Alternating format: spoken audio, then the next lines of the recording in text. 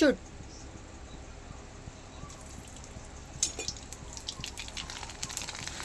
नमस्कार. चला तर मग बघूया गव्हाच्या कुरडईची रेसिपी. ही चौपट फुलणारी कुरडई पहिली मी तळून दाखवते. तळून दाखवल्यानंतर मग त्याच्यानंतर आपण रेसिपीला सुरुवात करूया. त्याच्या की चीक काढल्यापासून ते अगदी तळेपर्यंत ही रेसिपी मी शूट केलेली आहे. ही पहिले मी तळून दाखवते. किती सुंदर अशी फुलती आहे. त्याच्यानंतर मग आपण रेसिपीला सुरुवात करूया. पहिले 4 दिवस गहू भिजत घालायचे. चौथ्या दिवशी गहू काढायचे, त्याचं चीक काढून घ्यायचा मिक्सरवरती फिरवून. पुढे आहेच रेसिपीमध्ये दाखवल्याप्रमाणे. त्याच्यानंतर बघा किती छान अशी क्रिस्पी आणि कुरकुरीत झाली आहे. मग ते असं मिक्सरवरती गहू फिरवून घेतले आणि त्याच्यानंतर मग ते चीक काढला. इकडे आई असं हे करतीये, पिळून काढते त्यातला चीक गव्हाचा.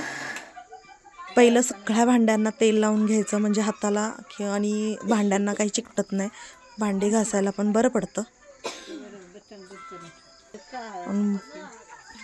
मग हा सगळा चीक गाळून घ्यायचा चाळणीने. ही चाळण सुजीची चाळण आहे, त्याच्याने गाळून घेतला. पूर्ण डब्बा भरून पाणी वतायचं त्याच्यामध्ये, कारण तो खाली आटरतो. चीक खाली आटरल्यानंतर मग वरचं पाणी जे राहतं ते फेकून द्यायचं आणि मग चीक तयार होतो.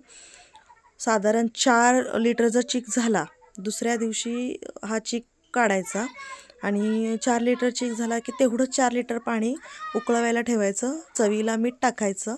त्याच्यानंतर हे असं गहू घाटायचं. गाठी होऊ द्यायच्या नाहीत. व्यवस्थित हळूहळूच हे करायचं. त्याला खूप ताकद लागते. खूप त्याला पेशन्सचा पदार्थ आहे हा. जवळजवळ 3 ते 4 दिवस जातात ह्या पदार्थाला. अगदी भिजत घालण्यापासून 1 आठवडा जातो. त्याच्यानंतर हे करायचं, असं शिजवून घ्यायचं. हे पीठ छानपैकी शिजलं पाहिजे, तरच या गव्हाच्या कुरडया छान उठतात. नाही शिजलं तर मग त्या तुटतात. म्हणून मग ते असं हळूहळू घाटत घ्यायचं, जेणेकरून त्याच्यात गाठी होणार नाहीत.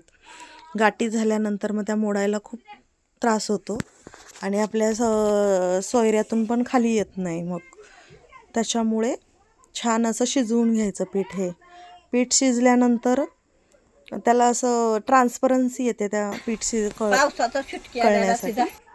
ट्रान्सपरन्सी झाल्यानंतर मग ते घालायला घ्यायचं. गव्हाची कुरडई खायला पण तितकी सुंदर लागते. माझ्या आईला कलरफुल गव्हाच्या कुरडया लागतात, म्हणून मग इथे असं कलर टाकले त्याच्यामध्ये. आणि ह्या कुरडया अशा घालून घेतल्या. त्याला 2 दिवस छान कडकडीत उन्हात वाळवायच्या. उन्हात वाळवल्यानंतरच मग डब्यात भरून ठेवायच्या. छान वाळल्या पाहिजेत. ह्याला वाळायला पण 2 उन्हं तरी द्यावी लागतात. आणि मग हे छान अशा वाळल्या की डब्यात भरायच्या. आणि जसं मी पहिल्यांदा दाखवलं की तळून पण दाखवलं, त्याप्रमाणे ह्या गव्हाच्या कुरडया तयार झालेल्या आहेत. Thank you for watching.